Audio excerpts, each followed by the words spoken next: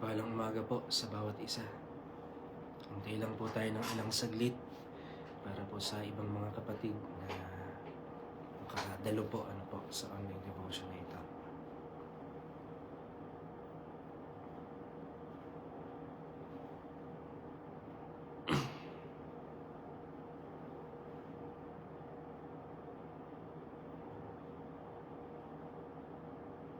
Naririnig po ba ako?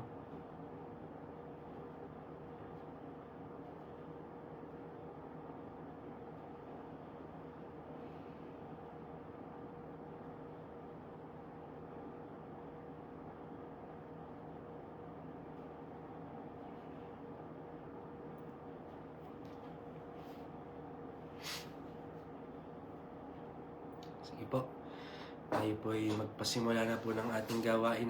Naririnig naman po ako Paki-comment naman po kung malinaw po na naririnig ako.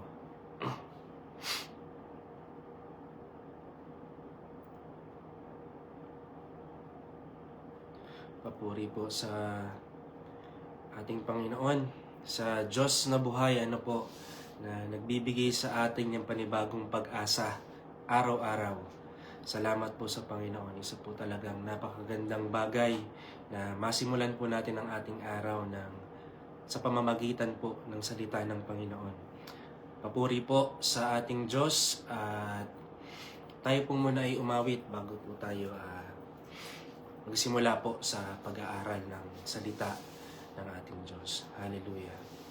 Puri po sa inyo, Panginoon. Atin pong awitin yung The Steadfast Love of the Lord.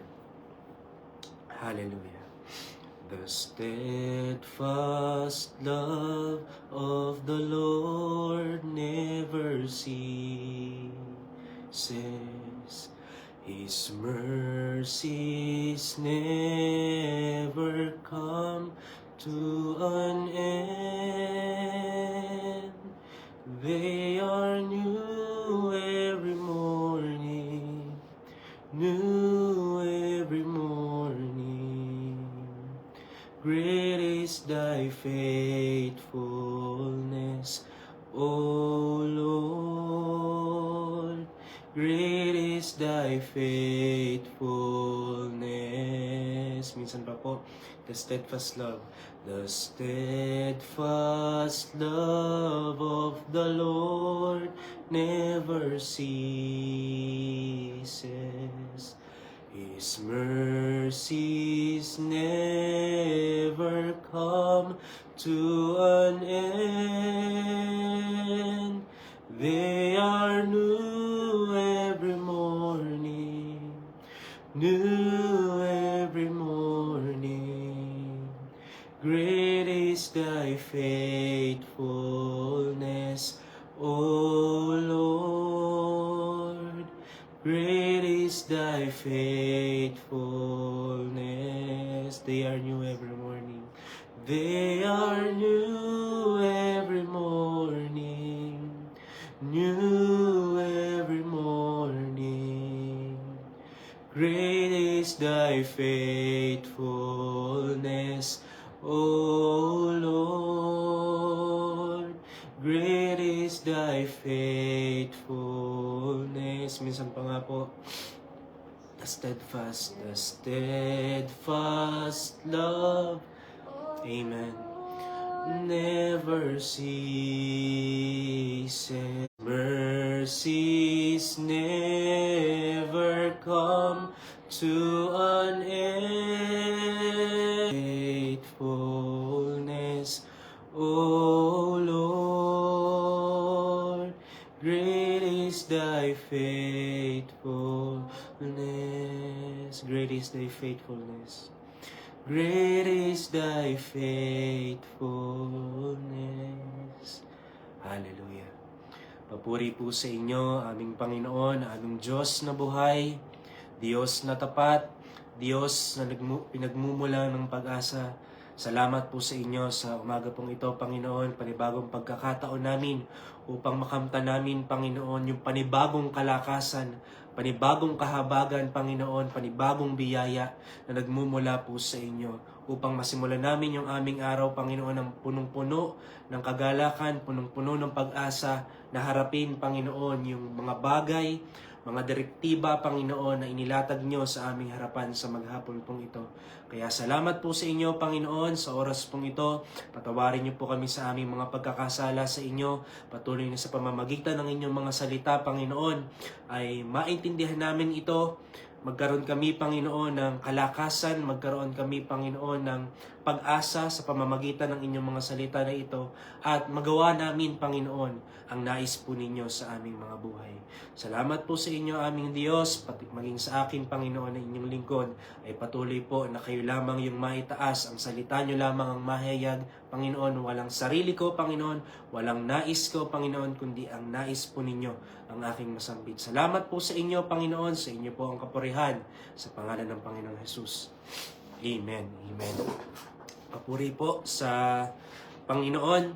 At bago po tayo magsimula, ito pong live pong ito ay nagmumula po sa Door of Faith Church, Lingga, under po ni Pastor Paul Jan Landa, sa kabuuan po ng Distrito 6, pero sa kasalukuyan po, kami po ng aking asawa ay naririto po sa Cebu, syempre upang kuhanin po natin yung pagkakataon, kuhanin namin yung pagkakataon upang maibahagi po ang ating Panginoon at maipanalangin po yung mga tao dito. Salamat po sa Panginoon. Ngayon po ay magsimula po tayo ng pag-aaral ng salita ng Diyos. Ang ating pong teksto ay magmumula po sa Panaghoy, o sa English po ay Lamentations chapter 3 verses, simulan po natin sa 18 hanggang 24. Basahin ko po sa inyo. Ito po yung sinasabi. Nawala na ang karangalan ko at lahat ng pag-asa sa Panginoon. Napakasakit isipin ng mga paghihirap ko at pagdurusa, at kung palagi ko itong iisipin, manghihina ako. Pero nanunumbalik ang pag-asa ko kapag naaalala ko na ang pag-ibig at awa ng Panginoon ay walang katapusan. Iyan ang dahilan kung bakit hindi tayo lubusang nalipol. 23 po. Araw-araw ay ipinapakita niya ang kanyang habag. Dakila ang katapatan ng Panginoon. Kaya sinabi ko sa aking sarili, ang Panginoon ang lahat para sa akin, kaya sa Kanya ako nagtitiwala. Papuri po sa salita ng Panginoon. Ito pong bersikulong ito pong talatang ito ay alam na po nating lahat, mga kapatid. At pagpupukusan po natin sa oras pong ito, yung verses 22 to 24. Simulan po natin sa maikling introduction lamang po, dahil maikling oras lamang naman po tayo. Ito pong aklat po ng Lamentations ay naisulat po, alam naman po natin ni Jeremiah, at ito po ay sa panahon nung pagbagsak po ng Jerusalem sa kamay po ng Babylonian Empire, At punong-puno po ito ng kapighatian ni Jeremias, pero lahat po 'yon ay hindi madali, pero ito po ay punong-puno din ng pag-asa. At pinapatunayan po iyan ng bersikulo pong ito, Simulan po natin sa verse 22, Sa English po babasahin ko, "The steadfast love of the Lord never ceases. His mercies never come to an end." Simulan po natin dun sa unang part po, the steadfast love. Yun pong salita po munang yun. Ito po ay isang salita, nagpapakita po ito nung tipan ng Panginoon sa kanyang bayan. Hindi po ito basta sinabing nananatiling pag-ibig lamang. Ito po ay tipan ng Panginoon noon pa man. Simula pa man ng likhain ng Panginoon, ang sanlibutan. Ito po ay pinapakita na ng Diyos yung kanyang unchanging love, Hindi po ito galing sa tao, kasi kung babasahin po natin yung kasunod, the steadfast love of the Lord.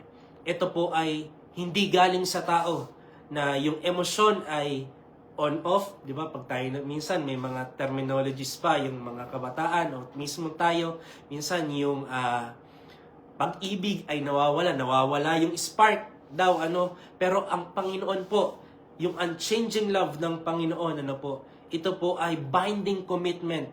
Kumbaga, hindi po ito nawawala. Ito po ay nagmumula po sa mismong karakter ng ating Panginoon. Kaya po, despite nung sa pagbagsak po ng Jerusalem sa mga panahon pong ito sa kamay ng Babylonia, totoo pa rin po yung pag-ibig ng Panginoon sa kanyang bayan. Ano po? Hindi po iyon mawawala.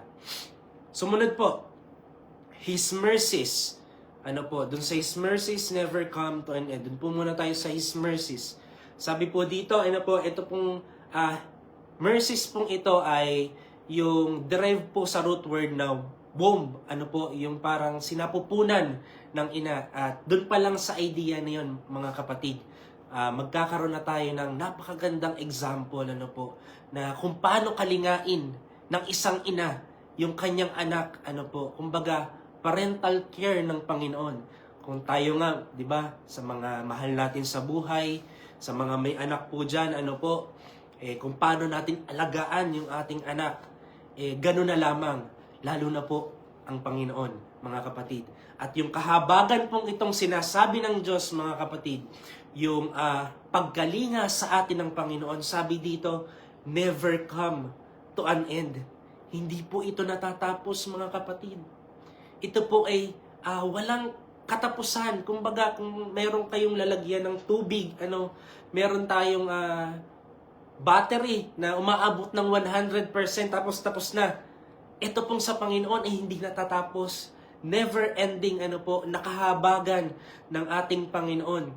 At yung, kahit nga, sinabi natin kanina na kahit bumagsak yung mga taga-Jerusalem sa kamay ng Babylonian Empire, na alam natin na hindi naging maganda yung kanilang dinanas dahil din naman po sa kanilang pagsuway sa Panginoon, sinasabi pa rin po ni Jeremias na yung kahabagan ng Panginoon ay nandyan pa rin. Hindi ito nawawala, At napakaganda pong katotohanan iyan ng ating mga buhay, miski sa pagkakataon pong ito.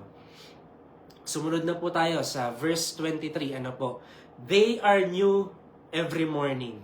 Great is your faithfulness. Doon po muna tayo sa they are new every morning. Napakadali pong intindihin, mga kapatid, na yung pag-ibig, yung kahabagan ng Panginoon ay bago tuwing umaga. Kung isipin nyo na lang po, ano po ba yung ano ko consume natin every day. Minsan yung mga binabayaran pa natin. Kunyari, sa mga pagkain, ganyan.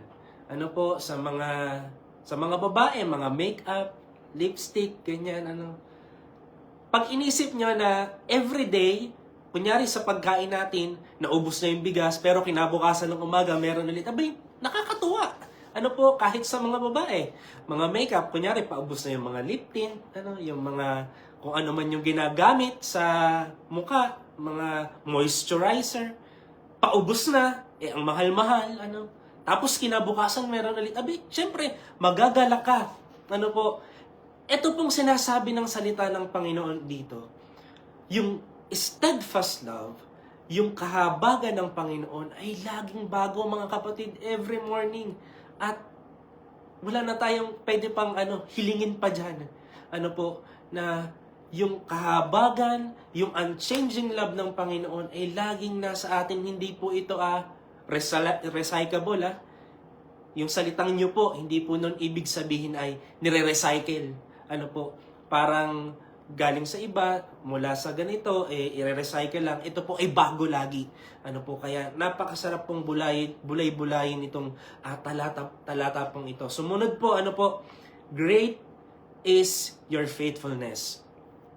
At yung great is your faithfulness, yung faithfulness po dito, nangangahulugan pong stability and reliability.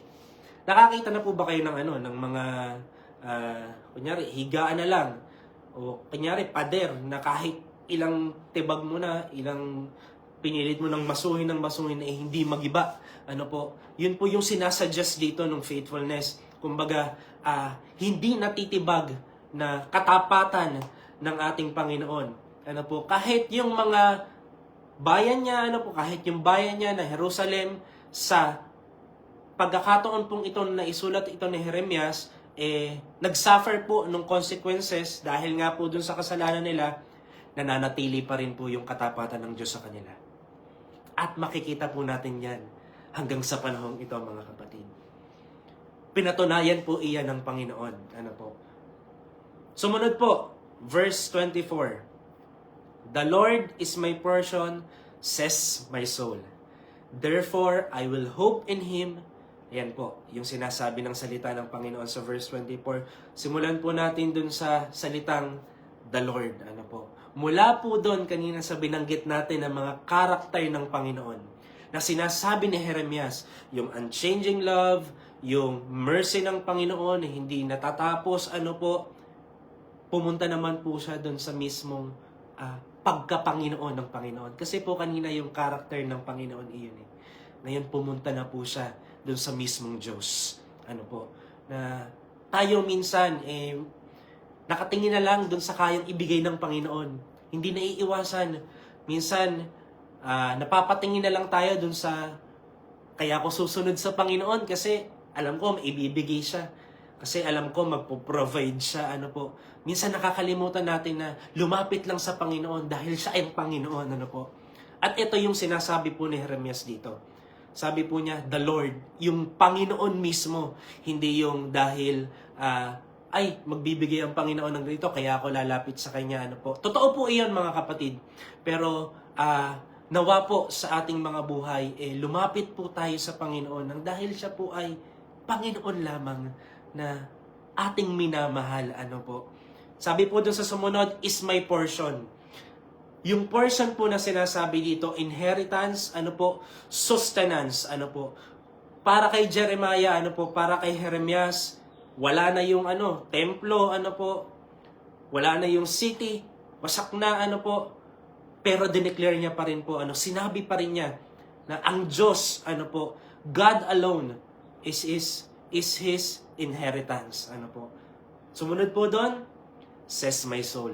Hindi lamang po ito galing sa bibig na lagi na po nating naririnig sa ating mga pastor, ano po, sa mga kapatiran na nagbabahagi na dapat talaga yung pananampalatayang meron tayo ay hindi lang galing sa bibig, kundi ito ay nagmumula sa kaibuturan ng ating mga puso.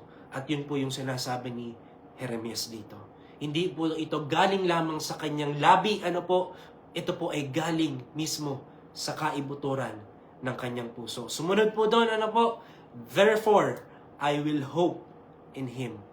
Napakaganda pong talata, ano po, phrase, ano po, nitong verse 24. Yung hope po dito, ano po, ay, kumbaga, waiting ng pag-asa o waiting with expectation. Kumbaga tayo, katulad natin, ano po, sa panahong ito, hindi po tayo nag-iintay sa wala. Meron po tayong tinitingnan habang tayo po ay naririto. Meron pong pag-asang nakaharap po sa ating meron po tayong goal na gusto nating mapuntahan. Yung karera na atin pong sinimulan po ng Panginoon sa atin. At alam po natin mga kapatid, ito po ay hindi mawawalan ng kabuluhan. Ano po. At sa lahat po ng sinabi natin, verses 22 hanggang 24, unchanging love, steadfast love ng Panginoon, yung mercy ng Panginoon, ano po, yung sinabi ni Jeremias na yung Panginoon mismo, yung kanyang portion, ano po, yung Panginoon mismo ang kanyang pag-asa, mga kapatid. Hindi lang po si Jeremias ang nakakaranas nito. Maging tayo po ay nakaranas nito, mga kapatid, nung binigay ng Panginoong Hesus ang kanyang buhay. Mga kapatid, mula nung tayo ay hindi pa pinapanganak, hindi pa nalilikha ang mundong ito, mga kapatid, pinakita na po ng Diyos yung katapatan niya. Nakahanda na po ang lahat, mga kapatid. Mula po doon sa tayo'y makasalanan, estado na makasalanan, ano po, hentil na kung tutuusin ay walang karapatan, ano po, ginawa po ni Jesus, He fulfilled everything. Ano po? Siya po yung fulfillment ng lahat. At yung pag-asang narito po sa atin sa oras pong ito, dahil po sa ating Panginoong Jesus. Dahil po sa Kanya, mga kapatid. Sabi nga po dun sa kung pagkakatanda po 2 Corinthians chapter 5, verse 21, Sabi po doon, hindi nagkasala si Kristo, ngunit alang-alang sa atin, siya'y itinuring na makasalanan upang sa pakikipag-isa natin sa Kanya ay maging matuwid tayo sa harap. Wow, mga kapatid, walang tayo. Sa biyaya pa rin ng Panginoon. Sa mercy pa rin ng Diyos. Sa unchanging love pa rin ng Panginoon. Pinaging dapat tayo ng Panginoon. Pinaging matuwid tayo ng Diyos. Kaya po sa pagkakataong ito, mga kapatid, kayang-kaya nating sabihin, Christ is our hope. Jesus Christ is our hope. Siya po ang ating pag-asa, mga kapatid.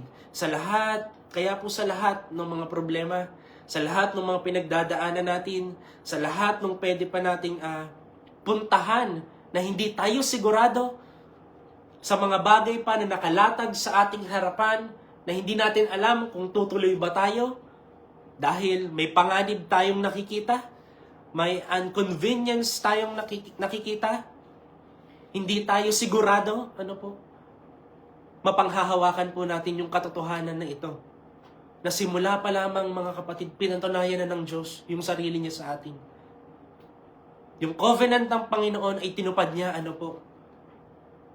At sa oras pong ito po yung pwede nating panghawakan sa maghapon pong ito, mga kapatid. Kung ano man yung lalakaran natin sa maghapong ito, kaya nating panghawakan yung salita ng Diyos. Dahil po ito ay hindi natitibag, yung pag-asang hindi natitibag. Hindi kagaya ng pag-asa ng mundo, hindi kagaya ng pag-asa ng kung sinong taong nagsabi sa atin, hindi kagaya ng pangako nila, ito po ay pangako ng ating Panginoon. Kaya po, salamat po sa Diyos, sa mga pagkakataong ito, na patuloy tayong nakakaranas ng pag-asa na ibinubuhos ng Panginoon sa atin hanggang sa pagkakataong itong tayo'y nabubuhay habang narito sa lupa po, At balang araw, mga kapatid, alam natin, alam ko po, nais ng bawat isa na makita ang Diyos ng mukhaan, Diba po, awit yan sa atin, sa Door of Faith song, na makita ng mukhaan ang ating Panginoon. At yun po yung ating nais. At nandito pa po tayo, mga kapatid, we need to long for His face. Hindi lang dahil masagana yung buhay natin, hindi lang maganda. Ito po ay sa main text po natin sa ni Jeremias, hindi maganda yung kalalagayan nila. But Jeremiah, called on the Lord. And he declares, na ang Panginoon yung inheritance niya. Na ang Panginoon yung pag-asa niya. Maging sa atin din po. Kaya po, salamat sa ating Panginoon sa umaga pong ito. Nawa po, ang aking dalangin ay patuloy tayong magamit ng Panginoon, patuloy na mapunan tayo ng pag-asa, mapunan tayo ng pag-ibig ng Panginoon, kahabagan ng Panginoon. Bangon po tayo, mga kapatid, sa mga pagkakataong nahihirapan. Kagaya ni Jeremias, siya po ay nahirapan din. Hindi po mawawala sa bawat isa po sa atin yung minsan iiyak ka na lang, minsan mapapagod ka na lang, pero bangon po. Ang kahabagan ng Panginoon, nagkamali, bangon po tayo sa pamamagitan ng biyaya ng Panginoon. Only by His grace, mga kapatid. Only by His grace. Only by His mercy, At yon ay magbubunga po ng mabuting gawa. Salamat po sa Panginoon. Tayo po ay manalangin, mga kapatid. Salamat po sa inyo, aming Panginoon, aming Ama, na patuloy na nagbibigay sa amin ng kalakasan, na nagbibigay sa amin ng pag-asa, nagbibigay sa amin ng lahat ng bagay, Panginoon, upang magawa ang nais rin po ninyo. Salamat po, Banal na Espiritu, sa oras pong ito, na patuloy nyo kaming sinamahan. Ang bawat isa sa amin ay patuloy nyong sinamahan, Panginoon, pinalakas sa pamamagitan ng inyong mga salita. Salamat po sa inyo, aming Panginoon. Ngayon, kayang-kaya naming harapin, naming Diyos, ang araw na ito na punong-puno ng pag-asa, na punong-puno ng pag-ibig po ninyo, Panginoon. Yung hindi nagbabagong pag-ibig ninyo, yung laging bagong supply, Panginoon, ng kalakasan, ng biyaya, ng habag po ninyo, Panginoon, ay patuloy naming makakamtan. Salamat po sa inyo, aming Diyos. Dalangin ko po, Panginoon, sa oras pong ito, ang bawat isa po sa amin, mga kapatiran po, Panginoon, sa online devotion service na ito, Panginoon. Dalangin ko po ang bawat isa sa inyo na patuloy niyo pong samahan ng bawat isa. Kung ano man po yung tatahakin namin sa maghapon pong ito, patuloy niyo pong gabayan, bigyan ng tamang direktiba, Panginoon, at masunod po namin ito, aming Diyos. Marinig po namin ang inyong tinig. Marami pong salamat sa inyo, Panginoon, maging sa mga kapatiran namin na manonood pa lamang ng live na ito, Panginoon. Patuloy ko pong dalangin sa inyo ang pagkilos nyo rin po sa kanilang mga buhay at patuloy na pagbibigay, Panginoon, ng panibagong pag-asa din sa kanila. Salamat po sa inyo, aming Panginoon. Sa inyo po namin ipinagkakatiwala ang aming mga buhay, ang lahat-lahat sa amin, Panginoon. Sa inyo po ang kapurihan sa pangalan ng Panginoong Jesus. Amen. Papuri po sa ating Panginoon. Tapos na po ang ating live service. God bless po sa bawat isa po sa atin.